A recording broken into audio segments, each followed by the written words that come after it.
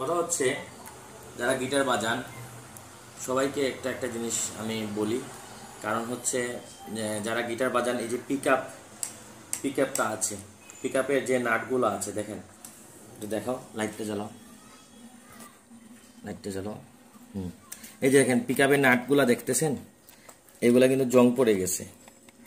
এই যে পিকআপের জন্য এই যে অ্যালাইনমেন্ট নাই। একটা জিনিস হচ্ছে কি, পিকআপের জন্য গিটার যখন আপনি যে কোনো জিনিস বাজাবেন, দেখেন শুধু ওইদিকে টানান, এদিকে অ্যালাইনমেন্ট করলে হবে না, শুধু আপনার ওইদিকেও মিলাইতে হবে। এই যে দেখেন এই জিনিসটা আমাদেরকে নিচে নামাইতে হবে, তাহলে কি হবে, এখানে বেজে যাবে, তাহলে প্রচুর সাউন্ড হবে।